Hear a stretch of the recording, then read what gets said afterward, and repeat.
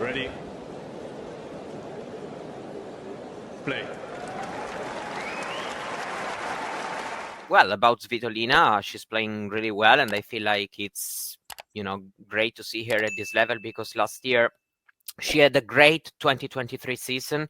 Then last year there were a lot of ups and downs, also due to physical issues. Also, season which she ended it pretty soon because of it, and now looking really good and comfortable. I mean, she's already been in 3 Grand Slam semifinals. I know that in this, of course, half of the draw, there's Swiatek who's looking incredibly strong, but still, I feel like it's still quite an opportunity for her to try to do something.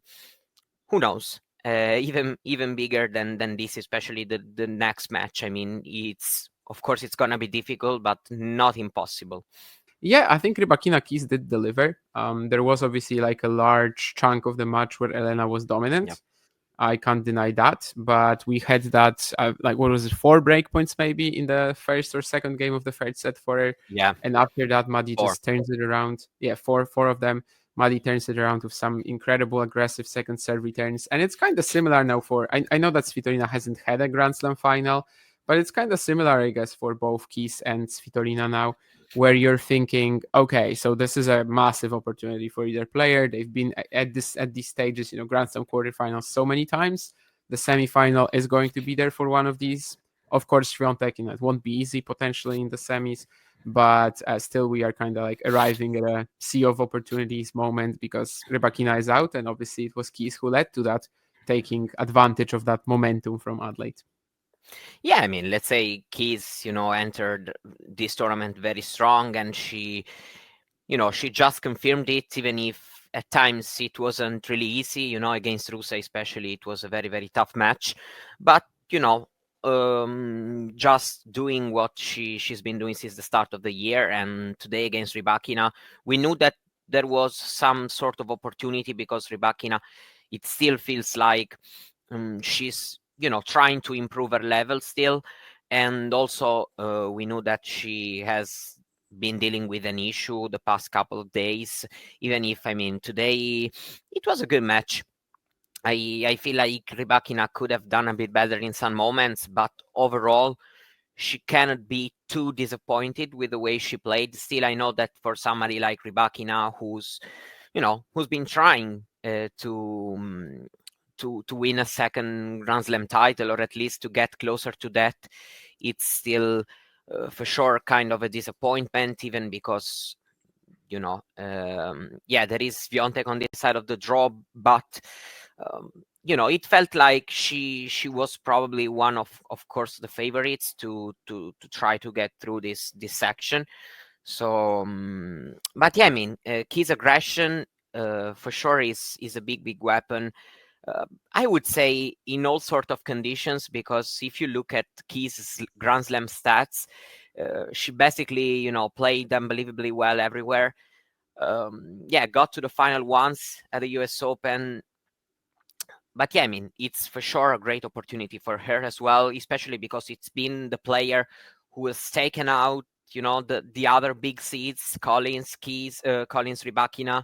So, I mean, I probably think she enters as a slight favorite the next match. But of course, with Svitolina's, great defensibility, and also Svitolina's ability to counterpunch very well, to just handle the opponent's pace, at least when she's fully fit, and playing well. I can see, of course, both players troubling each other in the matchup. So I feel like it's going to be a very, very interesting quarterfinal. Two players who are not, inside the top 8 seeds, but have the quality of tennis to to really have deep major runs as they have had throughout their whole careers. More likely to win a Grand Slam title, not necessarily here, but just in general, Keys or Svitolina? Probably I would say Keys. But yeah, of course, for both, a lot of things needs to come together. I mean, Svitolina had actually a big opportunity at Wimbledon a couple years ago, because after taking out Iga, it was an open game. Indeed, Vondrousova won it. So probably the biggest opportunity so far, it's been on Svitolina's racket. But I don't know. My answer right now would probably be Keys. Yeah, it does feel like Keys like always has that level in her potentially, and anytime we have a slam, there's a lot of people picking her to go deep. And basically, at some point, well, it might pan out, it might not. We'll see about this match today. I mean, sorry, in the next round, but especially, of course, whether she would beat Iga, that would be a big one. She did beat her in Cincinnati a couple of years back. Feels like this is much slower conditions here, though. But yeah, I definitely am also part of that church. I think Svitolina has had some chances where she was kind of just like out-qualityed in these Grand Slam semis, Grand Slam quarterfinals. Not necessarily the Wimbledon you're talking about. Yeah, like that just was a big opportunity. Obviously, Marketa Vondroušová ended up picking that one on grass, which kind of says it all about the sort of chance that was there for a few players, especially if Jabeur was going to play the same tight match as she did against Marketa, against Svitolina potentially. Also, Rybakina, yeah, you made some very good points. Obviously, when it comes to the fact that the Grand Slam record, really, like that's been the biggest stain on her resume the last few years. I can't really say it's a massive big one because, yeah, I mean, she has a Grand Slam title, she has a Grand Slam final. But at the same time, the last 2 years, it's kind of why we can't put her in the same group as Świątek, Sabalenka, even Goff at this stage, especially if Coco goes on even deeper in this event.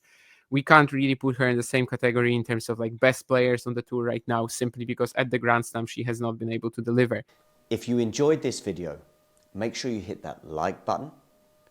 Don't forget to subscribe and click that notification bell so you don't miss out on all things tennis.